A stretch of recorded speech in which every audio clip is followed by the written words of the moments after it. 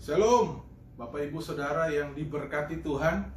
Wow, betapa pujian dan penyembahan yang luar biasa yang sudah kita naikkan di kebaktian kebangunan rohani malam hari ini, Saudara. Adalah sebuah anugerah yang Tuhan berikan buat setiap kita kalau kita masih boleh ada bersama-sama, berkumpul, beribadah, Saudara ya, di tengah-tengah situasi dan kondisi yang tidak baik hari ini, Saudara. Perkenalkan, nama saya Pendeta Ido Tanesia. Saya melayani di Gereja Betani Manado, Saudara. Bersyukur ada bisa bersama-sama di KKR malam hari ini. Dan saya percaya setiap kita akan menerima lawatan yang baru dari Tuhan. Malam hari ini kita akan sama-sama membahas, Saudara, tentang pujian dan penyembahan. Apa yang sudah kita naikkan, Saudara, sebelum firman Tuhan ini, pujian kita, penyembahan kita. Saya percaya kita harus belajar sesuatu lagi, sehingga waktu kita menaikkan pujian dan penyembahan kita, ada kuasa di dalamnya, Saudara. Ya, mari sama-sama kita lihat sebuah kisah di Alkitab. Dalam Kisah Para Rasul 16 ayat 19 sampai ayat yang ke-26, Saudara. Kisah Para Rasul 16 ayat 19 sampai ayat yang ke-26. Saya bacakan buat kita semua. Ketika tuan-tuan perempuan itu melihat bahwa harapan mereka akan mendapat penghasilan lenyap, mereka menangkap Paulus dan Silas, lalu menyeret mereka ke pasar untuk menghadap penguasa. Setelah mereka membawa keduanya menghadap pembesar-pembesar kota itu, berkatalah mereka, katanya, orang-orang ini mengacau kota kita ini karena mereka orang Yahudi, dan mereka mengajarkan adat istiadat yang kita sebagai orang Rom tidak boleh menerimanya atau menurutinya. Juga orang banyak bangkit menentang mereka. Lalu pembesar-pembesar kota itu menyuruh mengoyakkan pakaian dari tubuh mereka dan mendera mereka. Setelah mereka berkali-kali didera, mereka dilemparkan ke dalam penjara. Kepala penjara diperintahkan untuk menjaga mereka dengan sungguh-sungguh. Sesuai dengan perintah itu, kepala penjara memasukkan mereka ke ruang penjara yang paling tengah dan membelenggu mereka, membelenggu kaki mereka dalam pasungan yang kuat. Tetapi kira-kira tengah malam, Paulus dan Silas berdoa dan menyanyikan puji-pujian kepada Allah, dan orang-orang hukuman lain mendengarkan mereka. Akan tetapi terjadilah gempa bumi yang hebat, sehingga sendi-sendi penjara itu goyah. Dan seketika itu juga terbukalah semua pintu, dan terlepaslah belenggu mereka semua. Kisah yang luar biasa, saudara, kita belajar dari pribadi Paulus dan Silas. Ketika mereka ada di sebuah kota yang bernama Filipi, saudara. Mereka bukan datang di sana untuk melakukan kejahatan, tapi mereka melakukan kebenaran firman Tuhan. Tapi apa yang terjadi, saudara? Orang-orang tidak menyukai apa yang mereka lakukan, sehingga dikatakan bahwa mereka dimasukkan ke dalam penjara. Mari kita lihat, saudara, poin yang pertama untuk kita belajar tentang pujian dan penyembahan malam hari ini. Poin pertama yang menjadi landasan awal, saudara, di ayat yang ke-25. Firman Tuhan berkata, tetapi kira-kira tengah malam, Paulus dan Silas berdoa dan menyanyikan puji-pujian kepada Allah, dan orang-orang hukuman lain mendengarkan mereka. Menarik, kata puji-pujian di ayat yang ke-25 ini, saudara, berasal dari bahasa Yunani yang berkata humneo, yang artinya nyanyian pujaan yang ditujukan kepada Allah.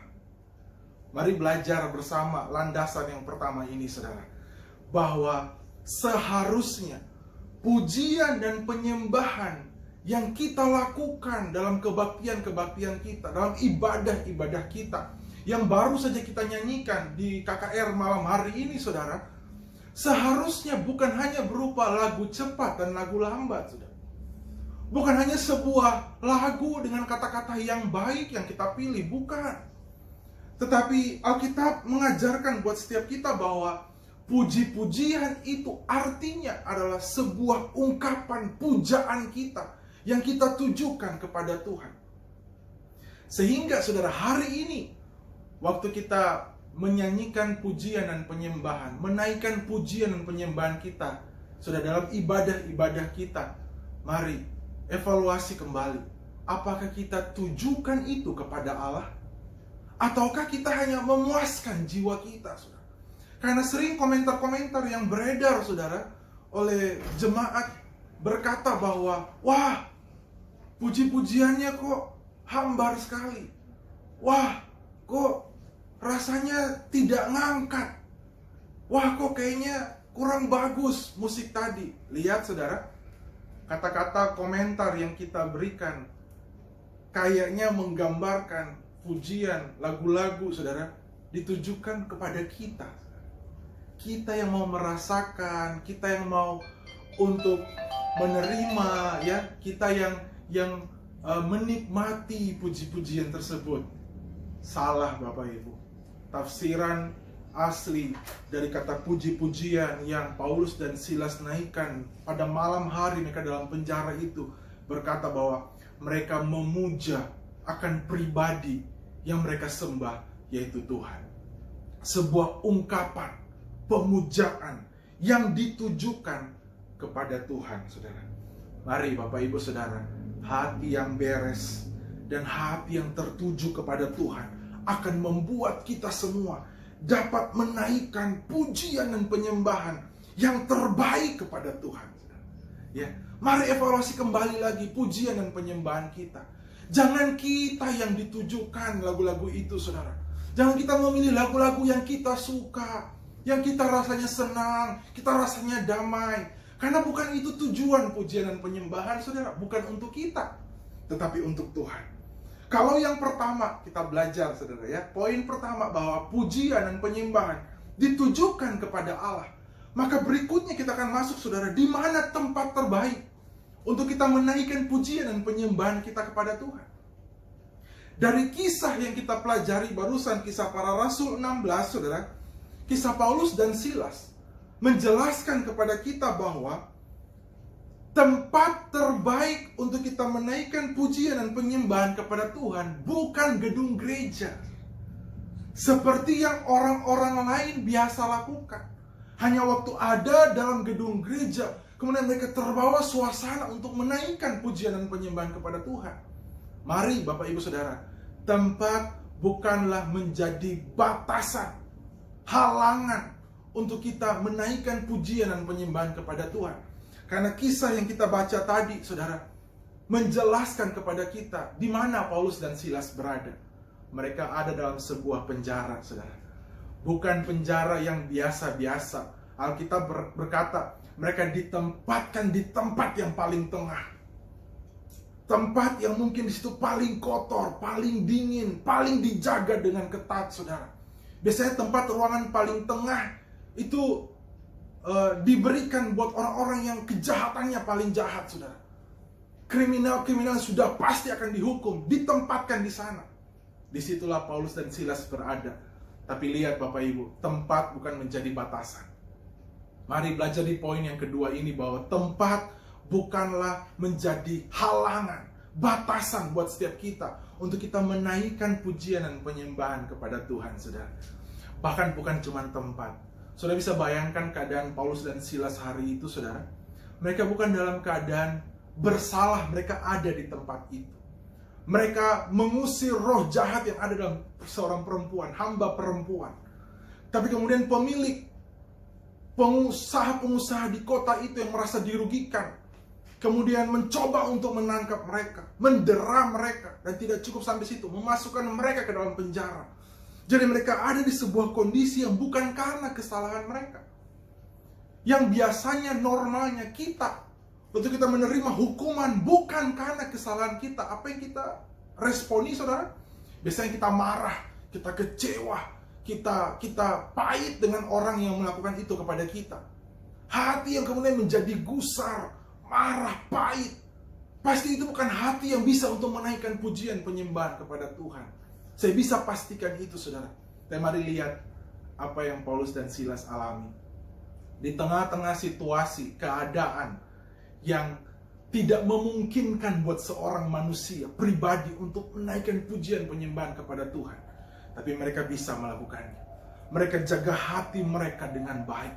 Mereka jaga semuanya, jaga respon mereka, sehingga di tengah-tengah situasi, kondisi yang tidak memungkinkan sekalipun, yang bukan karena kesalahan mereka, di tempat yang sangat tidak memungkinkan sekalipun, dalam penjara yang dingin, kotor, ya, gelap saudara. Tapi di tempat itu, di situasi itu, mereka memutuskan berdoa dan menaikkan pujian dan penyembahan kepada Tuhan. Saudara, mari kita belajar bersama. Tempat tidak menjadi batasan, situasi dan kondisi tidak menjadi batasan. Untuk hari ini kita menaikkan puji-pujian kita, penyembahan kita kepada Tuhan. Dan yang terakhir saudara, kita akan lihat bersama di ayat yang ke-26 berkata begini saudara. Setelah mereka berdoa dan menyanyikan pujian kepada Tuhan, ayat 26 berkata, akan tetapi terjadilah gempa bumi yang hebat, sehingga sendi-sendi penjara itu goyah.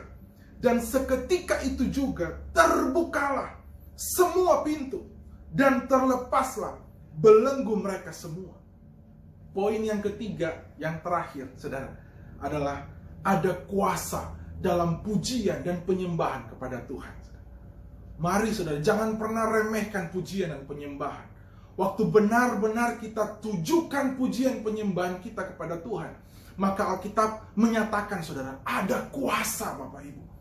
Kalau hari itu yang Paulus dan Silas alami, saudara, bukan hanya sebuah keadaan yang biasa. Bukan cuma pintu-pintu penjara terbuka karena gempa bumi, saudara. Kalau hanya sekedar itu, mungkin wajar kita masih mempertanyakan kuasa Tuhan. Mungkin karena benar-benar hanya aktivitas dunia saja yang terjadi, yaitu gempa bumi yang mengakibatkan pintu-pintu terbuka, saudara. Tapi lebih daripada itu, belenggu yang mengikat kaki mereka terlepas, saudara.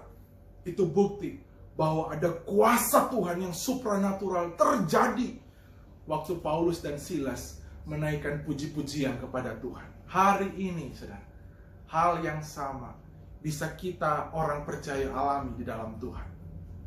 Dalam situasi kondisi hari ini, mungkin kita tidak berada dalam sebuah penjara seperti Paulus dan Silas alami. Tapi mungkin ada penjara ketakutan, kekhawatiran, kegelisahan yang pandemi COVID-19 itu lakukan kepada kita semua. Kita alami, saudara. Mungkin ada usaha-usaha yang sulit, pekerjaan. Mungkin kita khawatir dengan masa depan anak-anak kita. Kita khawatir dengan kesehatan kita. Ada sebuah penjara yang mengikat, menutup, mengurung setiap kita. Untuk kita nggak bisa lagi bebas memuji dan menyembah Tuhan. Mari lihat malam hari ini, saudara, bahwa jangan pernah dibatasi oleh apapun. Justru itu saat yang terbaik. Justru itu kondisi yang terbaik untuk kita putuskan kita mau memuji dan menyembah Tuhan. Karena di saat kita memuji dan menyembah Tuhan, ada kuasa Tuhan yang tidak terbatas, yang siap untuk menolong setiap kita, saudara. Mari saudara, waktu kita naikkan pujian penyembahan kita secara tulus, sungguh-sungguh kita tujukan kepada Tuhan, maka ada kuasa Tuhan yang tidak terbatas, siap untuk dilepaskan, menolong setiap kita, saudara. Setiap usaha yang musuh kerjakan, setiap ikatan yang musuh lakukan, yang musuh kerjakan dalam kehidupan kita, anak-anak kita, usaha pekerjaan kita, masa depan kita, hari ini, waktu kita naikkan pujian dan penyembahan dengan sungguh-sungguh kepada Tuhan, maka kuasa Tuhan akan melepaskan setiap belenggu yang mengikat setiap kita, sehingga kita bisa terus merdeka, bebas untuk memuji dan menyembah Tuhan. Mari Bapak Ibu Saudara, saya ajak kita semua, jangan biarkan pandemi melemahkan kita, saudara. Jangan biarkan pandemi mengalahkan setiap kita. Tapi mari bangkit. Dengan cara apa? Pujian dan penyembahan yang benar di hadapan Tuhan. Yang kita tujukan hanya kepada Tuhan. Kita akui kedaulatan Tuhan. Kita akui kehebatan Tuhan. Kita akui kebesaran Dia yang sanggup untuk menolong dan membebaskan setiap kita. Saya percaya malam hari ini malam di mana Tuhan mau melawat setiap kita, membangkitkan iman kita, dan membuat kita gereja Tuhan berfungsi di hari-hari terakhir ini. Kita bisa mulai Bapak Ibu dengan pujian dan penyembahan yang benar di hadapan Tuhan. Mari Bapak Ibu Saudara, saya simpulkan firman Tuhan malam hari ini. Yang pertama Bapak Ibu, bahwa pujian dan penyembahan harus ditujukan kepada Tuhan. Harus, saudara, bukan kepada kita, tapi kepada Tuhan. Yang kedua Bapak Ibu, mari, tempat tidak boleh membatasi. Situasi kondisi tidak boleh membatasi. Di mana saja, kapan saja, apapun yang sementara terjadi, tetaplah memuji dan menyembah Tuhan. Dan yang ketiga, saudara, bahwa ada kuasa dalam pujian dan penyembahan setiap kita. Saya percaya ini saatnya kita akan menikmati kuasa Tuhan yang tidak terbatas lewat pujian dan penyembahan kita. Tuhan Yesus memberkati kita semua. Shalom.